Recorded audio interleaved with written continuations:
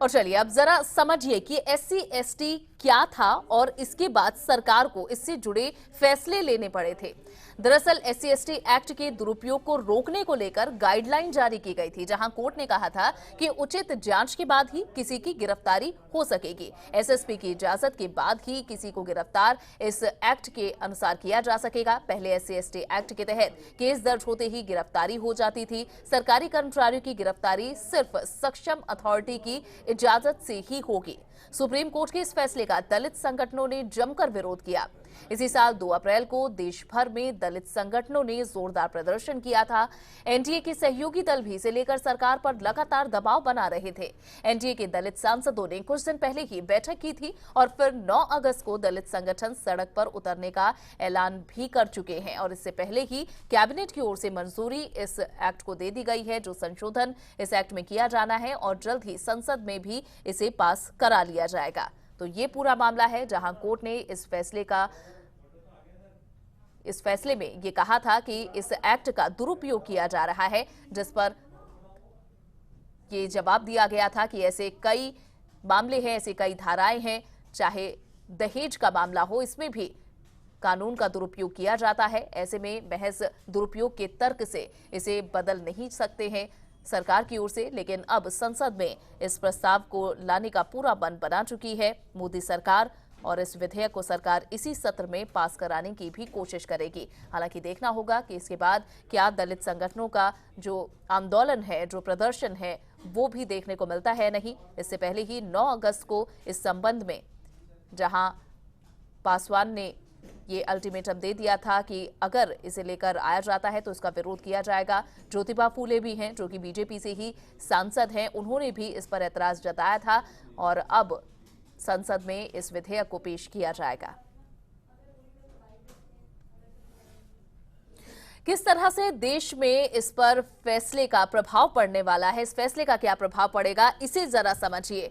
देश में SC ST की आबादी 20 करोड़ है। लोकसभा में इस वर्ग के 131 सांसद हैं, जिसमें एससी के 84 और एसटी के 47 सांसद हैं।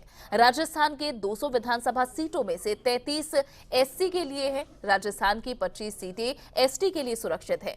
वहीं मध्य प्रदेश की बात की जाए, जहां विधानसभा चुनाव है, यहां 47 सीटें एससी और 35 सीटें एसटी के लिए सुरक्षित हैं। वहीं छत्तीसगढ़ में दलितों के लिए 10 सीटें सुरक्षित हैं, जबकि छत्तीसगढ़ में 29 सीटें एसटी के लिए सुरक्षित हैं। राजस्थान, एमपी, छत्तीसगढ़ में इसी साल विधानसभा के चुनाव होने हैं। ऐसे में ये फैसला अगर लिया जाता है सरकार की ओर से तो इसका प्रभाव भी देखने को मिलेगा। आगामी 2019 के चुनावों में भी ये प्रभाव देखने को मिल सकता है। तो एससी एसटी जो एक्ट है, इसमें संशोधन लाया जा रहा है और देश में एससी एसटी की आबादी 20 करोड़ है। ऐसे में काफी बड़ा प्रभाव इस तबके पर पड़ने वाला है। वहीं इस मसले पर एनडीए के सहयोगी दल लोक जनशक्ति पार्टी के मुखिया और केंद्रीय मंत्री रामविलास पासवान ने प्रधानमंत्री नरेंद्र मोदी को एक पत्र भी लिखा था, जिसमें पासवान ने सुप्रीम कोर्ट के इस फैसले के बाद मोदी सरकार की दलित विरोधी छवि बनने का दावा किया था, जिसके बाद अब मोदी सरकार ने बिल में संशोधन का फैसला लिया है। ये लोग मायावती वगैरह अभी जाकर के जब 2 अप्रैल का हुआ था एजिटेशन तो समर्थन कर रही थी, जबकि इसी ने शुरू में विरोध किया था। कांग्रेस पार्टी अभी वो अविश्वास का प्रस्ताव लाया और उस विश्वास के प्रस्ताव पर ना कांग्रेस प्रेसिडेंट राहुल गांधी एक शब्द बोले दलित एक्ट के संबंध में और ना ही क्या कहते हैं कि दूसरे नेता कोई बोले। और छात्रों ने क्या कहते हैं कि दलित छात्रों ने अल्टीमेटम क्या कहते हैं कि दे रखा है 9 अगस्त का। तो इसके लिए हम लोग क्या कहते हैं चिंतित थे और क्या कहते हैं कि चिराग ने पार्लियामेंट्री बोर्ड के चेयरमैन के हैसियत से प्रधानमंत्री को लिखा। हमने क्या कहते हैं होम मिनिस्टर से कहते हैं कि किया, जो आंदोलनकारी थे उनसे भी बात किया समझने के। और सब लोगों की एक ही मांग थी कि जो सुप्रीम कोर्ट के जज ने उसमें संशोधन किया है और एंटीसिपेटरी बेल उसका क्लॉज लगा दिया जाए, इसको खत्म किया जाए। और दिल्ली से अदिति हमारी संवाददाता जुड़ी हैं। अदिति, 131 सांसद हैं लोकसभा में एससी एसटी के। ऐसे में जब ये विधेयक लोकसभा में पेश किया जाएगा, संसद में पहुंचेगा, तो हंगामा होगा, विरोध होगा, क्योंकि लगातार हम नेताओं की बाइट भी सुना रहे हैं, बयान भी उनके आ रहे हैं कि ये दलित विरोधी एक्ट है।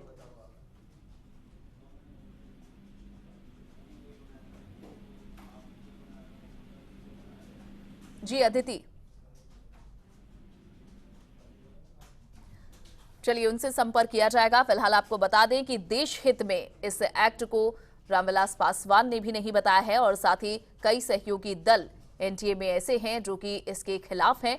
कई सांसद भी बीजेपी के ऐसे हैं जो कि इस संशोधन के खिलाफ आवाज उठा रहे हैं और लोकसभा में 131 सांसद हैं, जिसमें एससी के 84 और एसटी के 47 हैं। जब लोकसभा में इस विधेयक को पेश किया जाएगा तो उनका क्या रुख रहता है, ये भी देखना होगा। हंगामा जरूर होगा इस विधेयक के संसद में प्रस्ताव रखने पर, और जहां राजस्थान में भी 200 विधानसभा सीटें हैं, इनमें 33 एससी के लिए हैं जबकि 25 सीटें एसटी के लिए सुरक्षित हैं।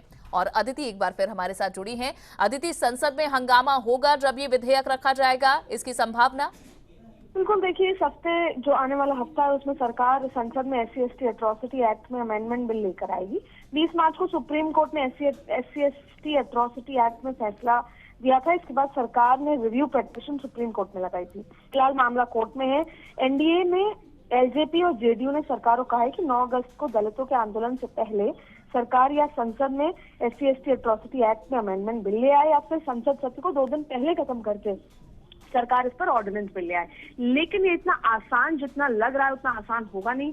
जाहिर तौर पे हंगामा होगा, विपक्ष इसका विरोध करेगा और ऐसे में 9 अगस्त में समय कम है तो तमाम चीजें बहुत कॉम्प्लिकेट होने वाली है। और इसकी पूरी स्ट्रैटेजी अमित शाह से लेकर पार्टी के जो बड़े नेता हैं वो लगातार कर रहे हैं और इसके लिए कई बैठकें भी आज और कल में होने वाली है। जी अदिति, जहां एक तरफ विपक्ष कहता है कि जो भी फैसले केंद्र सरकार की ओर से लिए जा रहे हैं वे चुनावों को देखते हुए लिए जा रहे हैं, लेकिन अब विधानसभा चुनाव भी है, इसकी डिटेल भी हमने दी। तीन राज्यों में है और वहां क्या अभी रेशियो है SC/ST का, और वहीं अभी लोकसभा चुनाव भी है, तो क्या चुनावों पर प्रभाव इसका पड़ेगा, ये केंद्र सरकार या फिर मोदी सरकार नहीं सोच रही?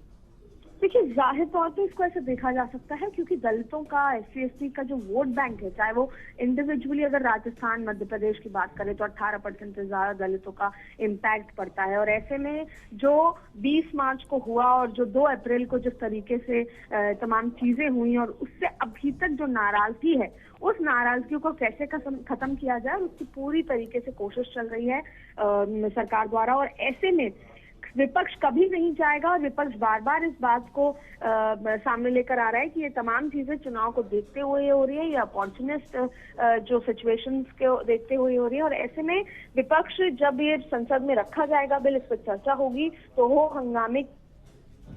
जी अदिति, शुक्रिया जानकारी के लिए। तो हंगामे की पूरी संभावना है जब ये विधेयक रखा जाए।